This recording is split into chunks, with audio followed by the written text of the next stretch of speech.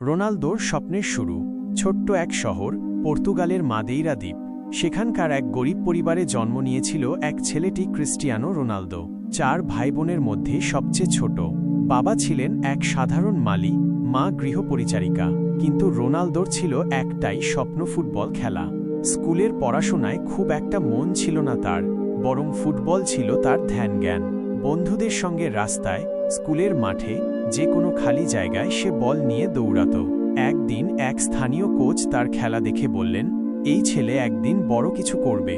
মাত্র 12 বছর বয়সে নিজের পরিবার ছেড়ে রোনালদো লিসবনে চলে গেল স্পোর্টিং সিপি ক্লাবে খেলার জন্য। প্রথম দিকে খুব কষ্ট হতো, পরিবারকে মিস করত, নতুন পরিবেশে মানিয়ে নিতে কষ্ট হতো। কিন্তু সে হাল ছাড়েনি। প্রতিদিন ঘন্টার পর ঘন্টা অনুশীলন করত, অন্যদের চেয়ে বেশি পরিশ্রম করত। তার কঠোর পরিশ্রমের ফল এলো 17 বছর বয়সে, যখন ম্যানচেস্টার ইউনাইটেডের কোচ স্যার অ্যালেক্স ফার্গুসন তার খেলা দেখে মুগ্ধ হলেন। ইউরোপের অন্যতম সেরা ক্লাবে যোগ দিল রোনালদো। এরপর শুরু হলো ইতিহাস। একের পর এক রেকর্ড, একের পর এক শিরোপা জয়। কিন্তু সে কখনোই ভুলে যায়নি সেই ছোট ছেলেটিকে, যে একসময় শুধু একটি ফুটবল নিয়ে রাস্তায় দৌড়াত।